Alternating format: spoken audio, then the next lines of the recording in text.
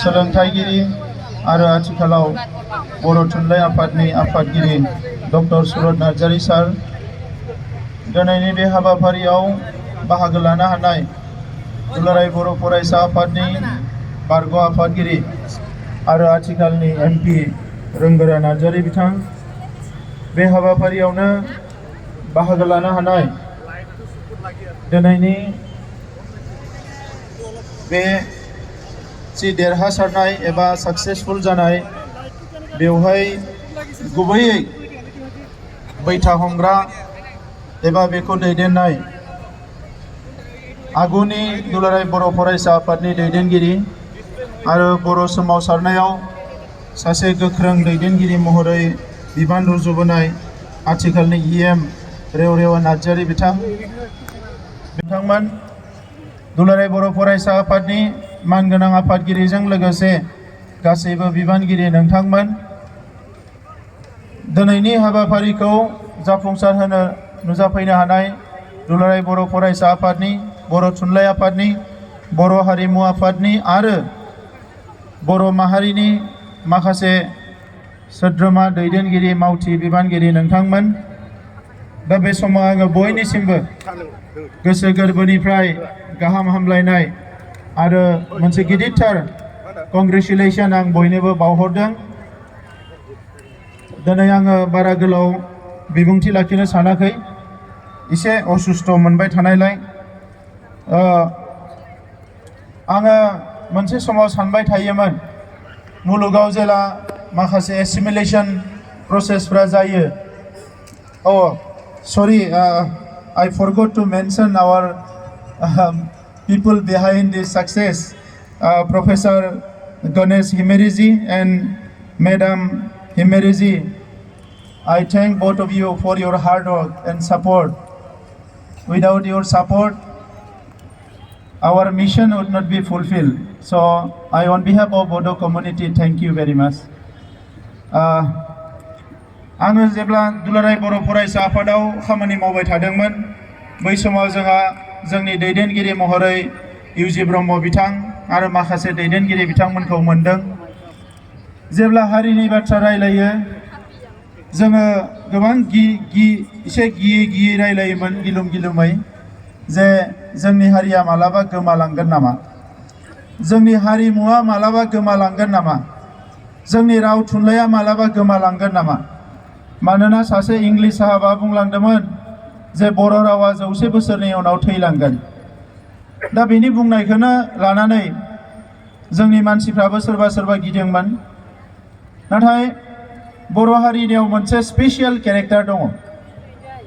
आङो आंनि गुसुं सम खामानि मावनाय गुसेब मेलेमजों आं जिखौ नुदों, जोंनि हारियाव मोनसे स्पेशियेल केरेक्टार दङ।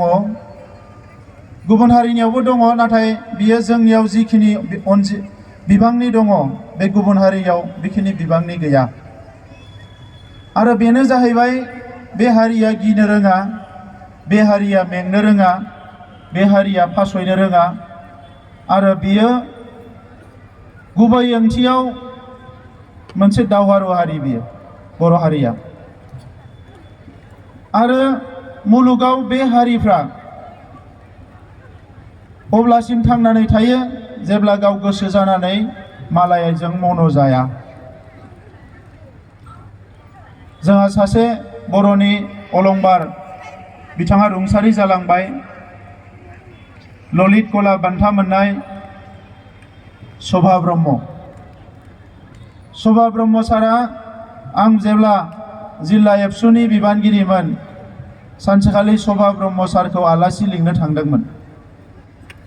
इखालि शभा ब्रह्म सारा मानोबा रागा जोंना दङमोन। आंखौ फुङाव बिथाङा रागा जोंदोंमोन जे नोंसोर मेल मिटिङाव आंखौ लिंनो फैयो, नोंसोरो जोबोद गिख' मानसिफ्रा होननानै। बर' हारिया जोबोद गिख', बिथाङा सानदों आरो आं गुवाहाटीयाव हारसिंनो थायो, आंखौ रावबो मन'नो हायाखै, नोंसोरो मालायजों मन' जानो बिराद गियो होननानै। आरो मालायखौ गियैनो नोंसोरनियाव जि क्रिएटिभिटि दङमोन, जि खामानि मावनो हानाय गुन दङमोन, बेखौ नोंसोरो बावगारजोबनानै लायो होननानै बिथाङा बुंदों। आं जेरावबो थांला, आङो आंनि जि दाननाय महर दाननाय बायदिसिना बे हाबाफारिखौ मावबाय थागोन उनाव बियो बर' हारिनिनो सम्पद जागोन होननानै। दा दिनैनि समाव आं बेखौनो नुदों जे बे हारिया जुदि सोमावसारालासिनो गुबुन हारिफोर बायदि सारेन्डार खालामनायमोनब्ला दिनैनिफ्राय 50 बोसोर सिगाङाव गुबुन हारिनि बायदि जोंनिबो बे राव थुनलाइजों लोगोसे गाननाय जोमनाय गासिबो गोमालांजोबबायमोन। दा बेनिखायनो गिबिसिनाव आङो जोंनि दैदेनगिरिफोरखौ आङो खुलुमनो सिबिनो नाजायो सानो जाय बिथांमोना बर' हारिनि थामोनथानि थाखाय बर' हारिनि थांनानै थानांगौनि थाखाय गावबा गावनि जेसेबां हायो सेक्रिफाइस खालामलांबाय, सोरबा जिउ होबाय, सोरबा थै होबाय। बे गासैबो जोंनि मुंख्लंफोर दैदेनगिरिफोर बिथांमोननिसिम आङो रोजा रोजा खुलुमनाय आरो सिबिनायखौ बावो। नैथियाव बड'फा उपेन्द्रनाथ ब्रह्म गासैखौबो नुजोबनानैबो बे हारिया भारत हादरनि सरकारजों जुजिनो हानाय गोहो गैया, आसामनि सरकारजों जुजिनो हाया। बे गासैखौबो नुजोबनायनि उनावबो बे हारिनि सोद्रोमाफोरखौ अर्गेनाइज खालामनानै बिथाङा जि मोनसे रेभुलेसनखौ लाबोबाय, बिनि थाखायनो दिनै बर' हारिया मुलुगाव थांनानै थाबाय।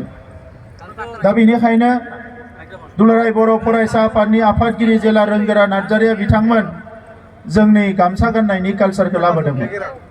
मालायफ्रा जोंखौ इनसाल्ट खालामदोंमोन, बायदिसिना बुंदोंमोन, लेखा गोरों मानसिफ्रा गामसा गानो जाम्बा बायदि नुयो बायदिसिना होननानै। नाथाय बै समाव जों सानदों जे जोंनि हारिमुखौ मानो आइजोफोरनियावल' सोनार होनांगोन। आइजोफ्रा दख'ना गानो, दख'ना गानाबा रागा जोङो, दख'ना गानबा मोजां मोनो। आइजोफ्राल' नङा, हौवाफ्राबो हारिमुखौ लाखिनायनि बिबान दङ। आर'नाइखौ लायो जोङो। दा दिनै बर' हारिजों समान समान मालाय हारिफ्राबो आर'नाइखौ लाग्रा जाबाय, जोबोद मोजां बाथ्रा।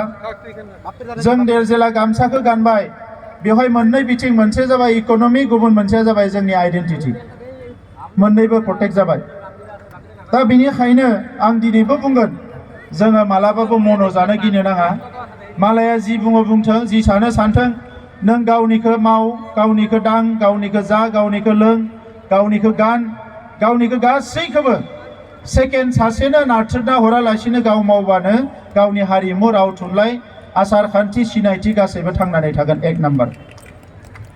2 नाम्बार, हारियाव मोनथाम केटेगरिनि मानसि थायो, सानग्रा, बुंग्रा आरो मावग्रा। सोरबाया सानबाय थायो, मोजां मोजां बाथ्रायाबो बिनियाव साननाय फैयो, नाथाय बियो मालाबा बुङाबो मावाबो। सोरबाया बुंबाय थायो किन्तु बियो मावा। जोंनो हारियाव सानग्रा, बुंग्रा आरो मावग्रा मानसि नांगौ। दा दिनै 2 कौटिनि एसे बारा रां गारनानै बे 13 जोंनि जि दोरोङारि माखासे आइटेम्सफोर बिखौ जोङो GI टेगिं खालामनो हाबाय। जोंनि बड'फा उपेन्द्रनाथ ब्रह्मआ बर' हारिखौ मुलुगाव सिनायजानाय हारि महरै गायसननायनि बिबान होलांदों। बबे बबे बिथिंजों जोंनि हारिखौ मुलुगाव सिनायजानाय हारि महरै गायसनगोन जोङो? बबे बबे बिथिङाव? जोङो ओरैनो गायसनहैनोसै होननानै हारिखौ लण्डन आमेरिकायाव लांनानै खुन्थिया बायदि गायसनहैनो हानाय नङा। मुलुग दरबाराव जिफोर प्लेटफर्म दङ, बै प्लेटफर्मफ्राव लांनानै नेशनेल लेभेलाव जिफोर प्लेटफर्म दङ, जायगा दङ, बेसिम लांनानै हारिखौ प्रेजेन्ट खालामनायानो हारिखौ मुलुगाव सिनायजानाय हारि खालामनाय। बेखौ जोंल' नङा, सिगांनि मानसिफ्राबो हागौमोन। साफा साफायानो फरेनाव बेरायनानै कौटि थाखा रां गारो। 2 कौटिजों जोंनि हारिनि 13 जोंनि माहारिनि आंगोनि आंगो नंगुबै अरिजिनेल माखासे आइटेम्सफ्रा दिनै भारत हादोराव दिनै स्टाम्प मोनबाय, प्रिन्ट मोनबाय, जे दिनै बेखौ रावबो लांनो हाला, बियो जोंनि जाबाय। बिखौ रावबो खावनोबो हाला, रावबो सेनोबो हाला, रावबो लांनोबो हाला, बे अराय समनि थाखाय जोंनि जाबाय। नाथाय बाथ्राया जाबाय मा? जों बिखौ बाहायनांगोन। जों बिखौ बाहायाबा जोङो मोननानैबो मोनै बायदि जागोन। दा नंखायनो आं बयखौबो खावलायगोन, दिनै सार्टिफिकेसनखौ जोङो बे 13 आइटेमनि सायाव मोनगोन। नाथाय जोङो साफ्रोमबो खावलायना मा खालामनांगौ? बेखौ बाहायनो मोननायनि थाखाय, जोङो रेजिस्ट्रेसन मोननायनि थाखाय गावबा गावनि मुङावनो जोङो एप्लाइ खालामनांगौ बिनि बेबस्थाखौ खालामना होनाय जागोन बयबो बेबस्था खालामनांगौ गावबा गावनि मुङाव जेसेबां लाख जोंनि मानसिफोर दङ बयबो दखना आर'नाइ जोंनि जि बे सेरजा सिफुं बेफोरखौ बाहायनाय बिनि जि रेजिस्ट्रेसन बेखौ बयबो गावबा गावनि मुङाव खालामनानै लानांगोन अब्लासो मुलुगाव आरोबाव भारत हादराव मिथिगोन जे बेखिनि मानसिया सिफुं दामनायनि सिफुंखौ बाहायनायनि मोन्थाय दङ बेखिनि मानसिया दखना गामसा बाहायनायनि मोन्थाय दङ सेरजा खाम बेखौ बयबो मिथिगोन दा नंखायनो बेखौ बयबो एप्लाइ खालामनो हानाय रेजिस्टार खालामनो हानायनि बेबस्थाखौ खालामना होगोन जाहाथे बयबो रेजिस्टार खालामो आरो बेवहाय दुलाराय बर' फरायसा आफाद आरो माहारि आफादफ्रा जाहाथे बिबान लायो आं बेखौ खावलायबाय दा दिनै आङो माखासे सुबुंनि नामखौ मख'नो सानो जोंनि जि बर्ड दानानै होदोंमोन बेवहाय जोंहा आदा रेवरेवा नार्जिहारिजों लोगोसे डक्टर बेलाव केकारजि बिथांबो दङमोन जोंसार नार्जारि बिथां दङमोन सानसुमै बसुमतारी बिथां दङमोन इन्दिरा बर' मेडाम दङमोन प्रतिभा ब्रह्म आब' दङ खनिन बसुमतारी एबसुनि जेनेरेल सेक्रेटारि दङ जगेश्वर ब्रह्म बर' हारिमु आफादनि दङ पामि ब्रह्म जोंनि सासे अफिसार खनसाय ब्रह्म जोंनि सासे लाइमोन जोहोलाव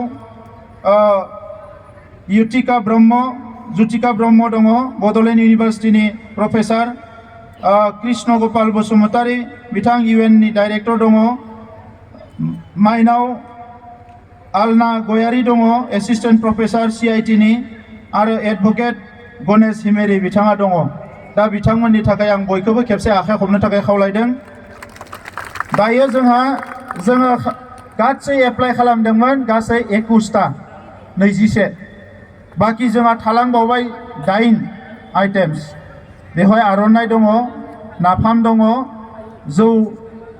जौ गिसि दङ अनला दङ नारजि दङ गोखा गोखै दङ दा बेबायदि माखासे आइटेम दंबावो जौ गोरान जौ गिसियाबो दङ दा बेफोरखौ प्रसेसआव दङ खम समनि गेजेराव बियो फैगोन आरो खेबसेयावनो मालायफ्रा मोनसे मोननै मोनो दिनै खेबसेयावनो जोङो 13 रेजिस्ट्रेसन मोनबाय बेयो जोंनि थाखाय बेसेबा गिदिर मोनसे एचिभमेन्ट आङो गोलाव बाथ्रा बुंनो सानाखिसै दुलाराय बर' फरायसा आफादनि जि नाजाथाबनाय बर' थुनलाइ आफादनि जि नाजाथाबनाय आरो थांनाय 50 बोसोरनि बांसिन जि आनकमप्रमाइज हारिनि खामानि मावनाय बिनि थाखायनो दिनै हारिया मोनसेनि उनाव मोनसे एचिभमेन्टआ फैगासिनो दङ दा मानगोनां रायजोफोर जोङो बारा गिदिर दैदेनगिरि नङा जोंनि साननायाबो गुसेब बारा गोलावसिम सानस्लाब हाया एफा एनै दायित्व मोनदों हिसाबै हारिनि खामानिखौ मावनो नाजादों आदा रेवरेवा नार्जारि बिथाङा गोबां माखासे थासारि फैदोंमोन बे गासैबो थासारिखौ रुजुनानै जोबोद खस्थ' खालामनानै खामानि मावदों आरो बिथांजों लोगोसे बिथांनि फिसालायाबो मावबाय थादों ओंखायनो आरो खनसेबो आखाइ खबनो थाखाय खावलायबाय दा बिथांमोना जाहाथे बयबो मोजाङै अरायबो आलो गोजोनै थायो आं बिनि थाखाय आर'ज गाबबाय आरो बयनोबो रंजालि बैसागुनि गाहाम हामलायनाय बावहरनानै आंनि बुंनायखौ बेवहायनो फोजोबबाय गोजोन्थों।